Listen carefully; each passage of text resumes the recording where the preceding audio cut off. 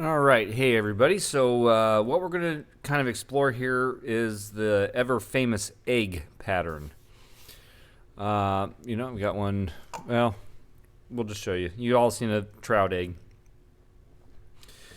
So we'll just kind of get started. What I have in the vise here is a 2487 Tiemco size 12.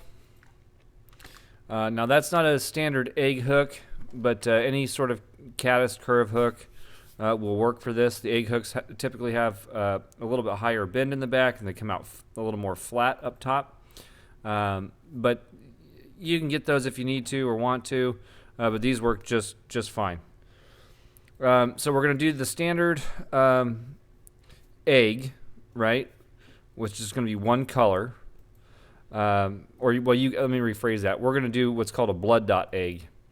And you've all seen those. It's one color with a little dot.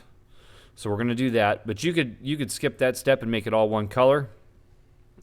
I forgot the name of the egg pattern itself, but there's one that they make with a little piece of crystal flash coming off the back. It kind of represents a, like a fry that's starting to hatch out of that egg.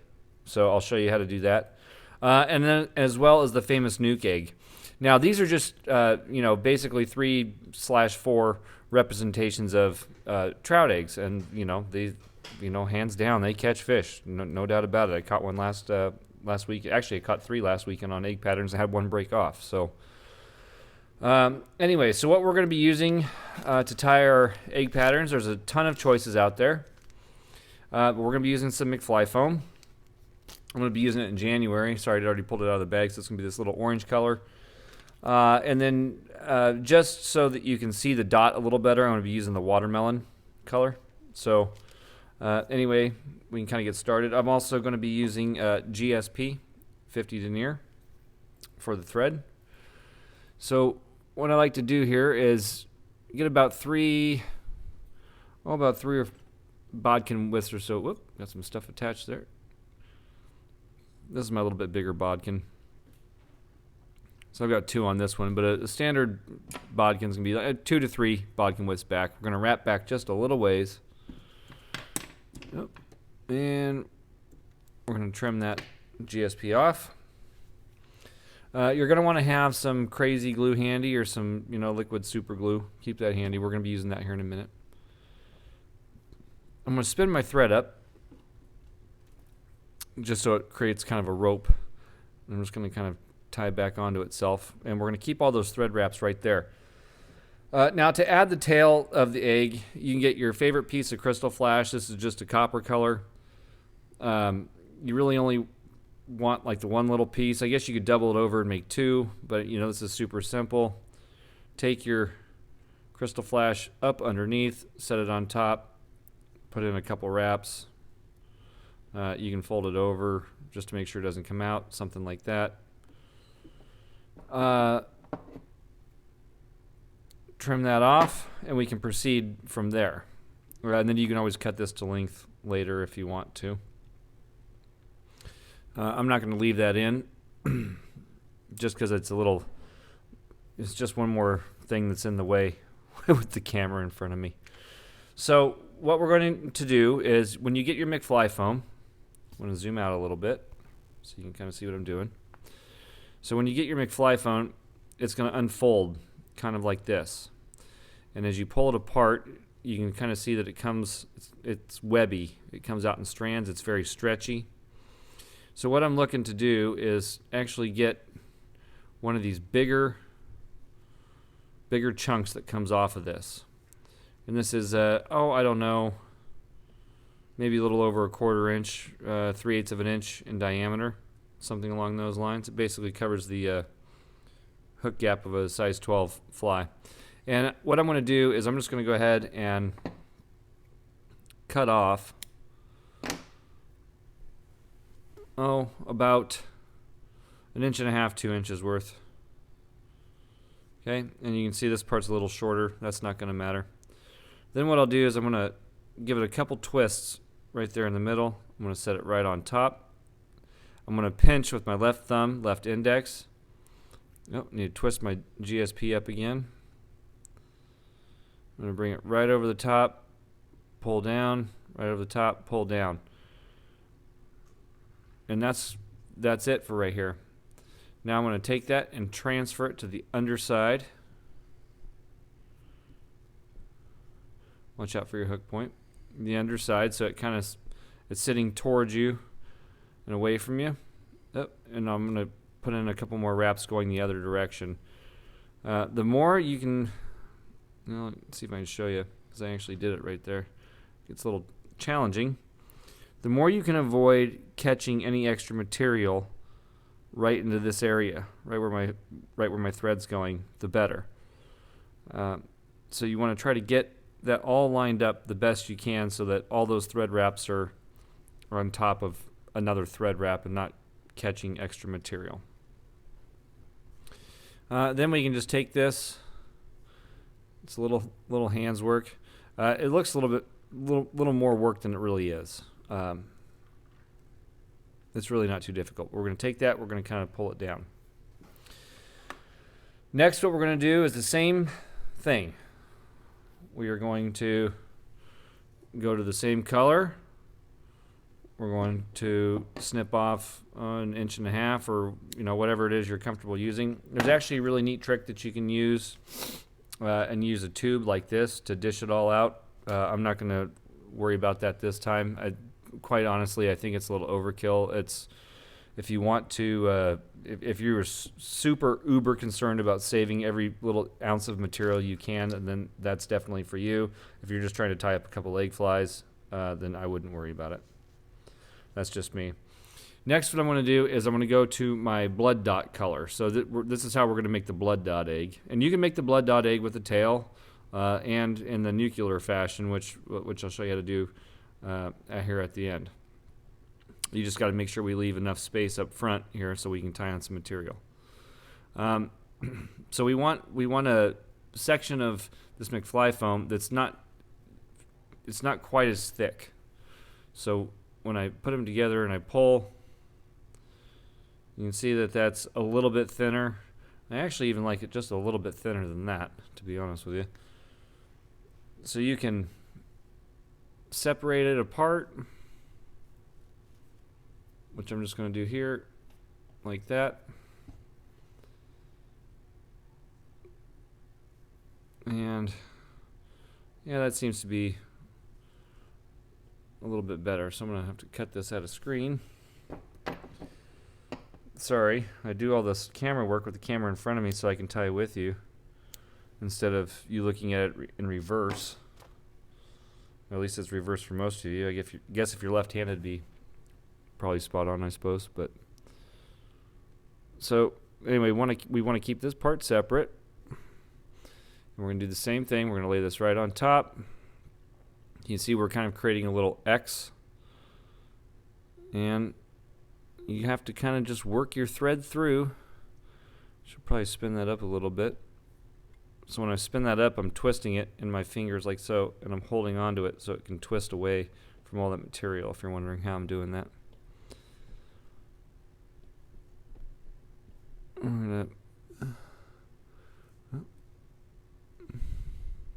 Well, I'm going to. There we go.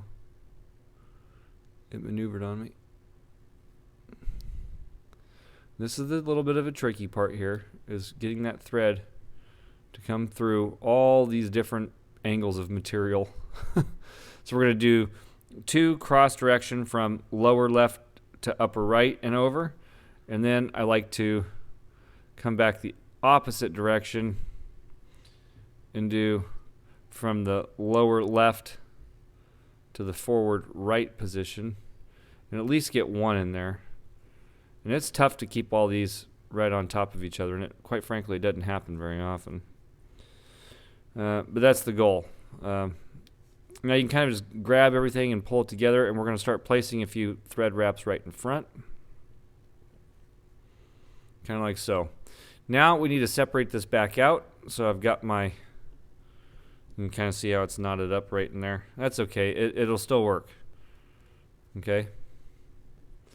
So what we want to have is our upper part. This is going to be the blood dot part. obviously. We want this to where it can kind of be sandwiched like so on the upper part, and then we want our lower part to able to be sandwiched like so.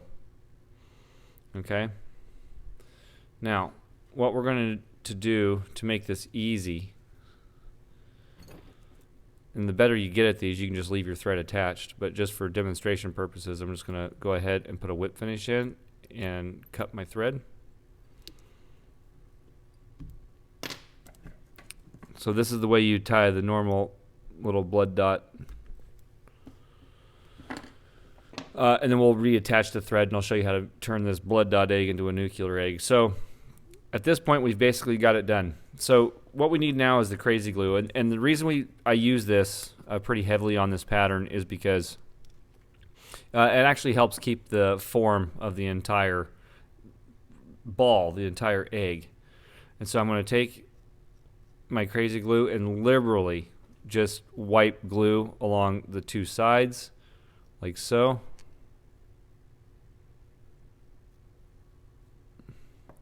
And then I'm going to do it on the front and back. I'm going to do it in between. You can get it down in there a little bit if you need to. And then in between the bottom. So we want that glue covering every range and every side of that fly. You don't need a super lot, but you do, I found it's beneficial to have it. So next what I'm going to do is I'm going to take all that, I'm going to kind of compress it, and I'm going to add a little twist. So you can see with my left thumb, left index, I'm kind of pinching. I'm kind of twisting that together. And now I'm going to come in with my scissors, snip that off. So by adding that glue, it actually helps keep that dot. Now when we spread this out a little bit, that dot may not stay very well. Well, this is a little bit tricky getting my hand in here with that camera. So now we got to do the same thing on the bottom side. Maybe if I get like a few hundred videos in, like the camera in front of me won't bother me so much. It's tough. It's like my arm's bending in a way that's not supposed to. So what I do when I trim it on the bottom side is I kind of line it up with the top point of the barb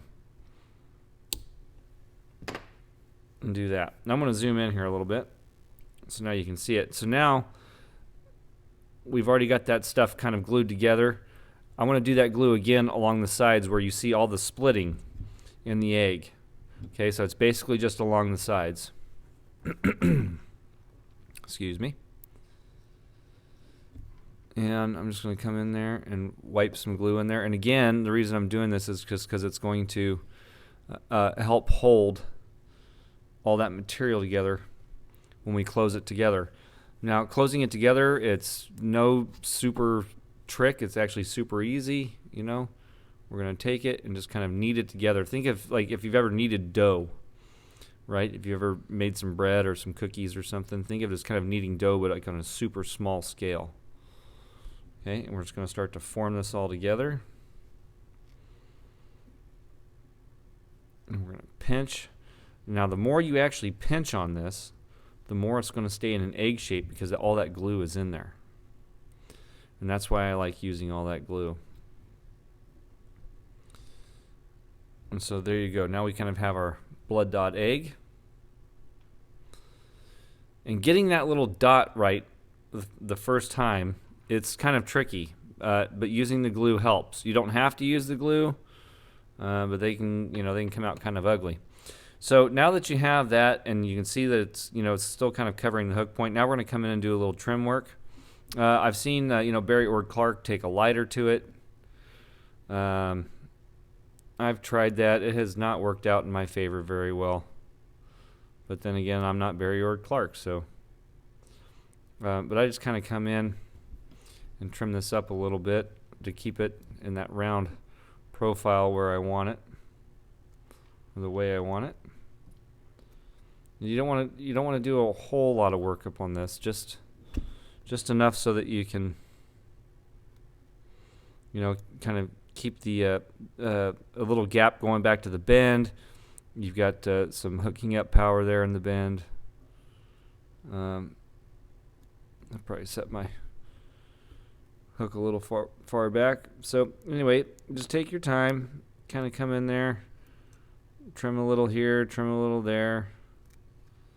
Get it to where you're comfortable with. You can actually take these out of the vise at this point and kind of trim them in hand if you need to. But for all practical purposes, I think this is a pretty good looking egg.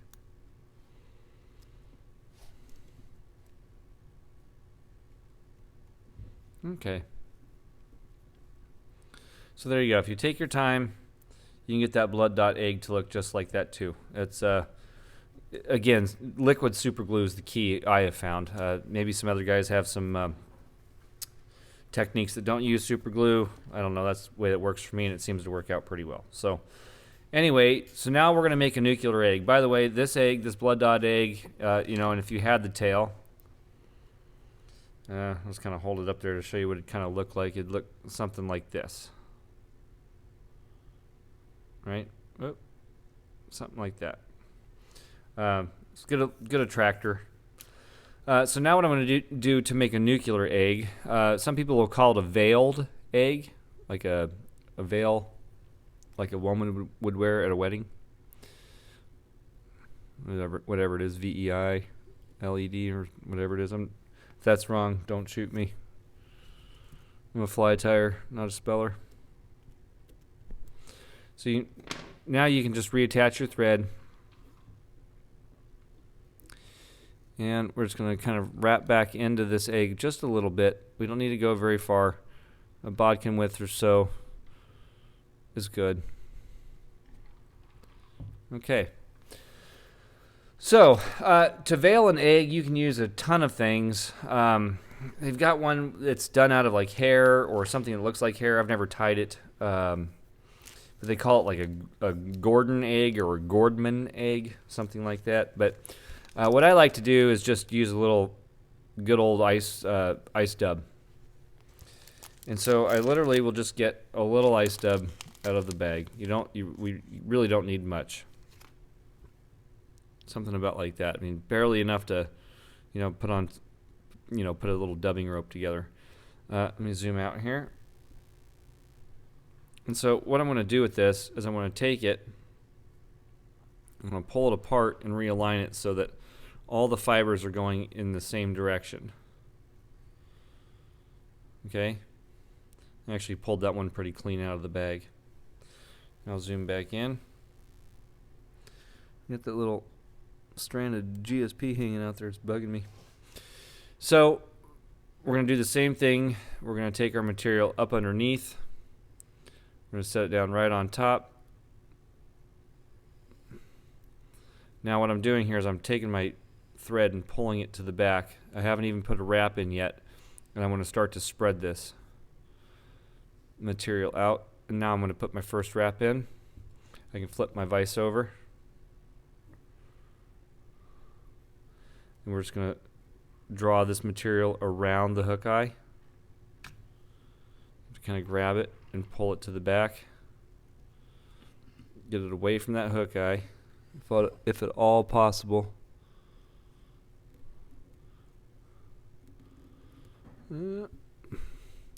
Problem is I can't pinch the darn thing very well. So I'm just going to hold my bodkin there. A little loop on the back of the bodkin.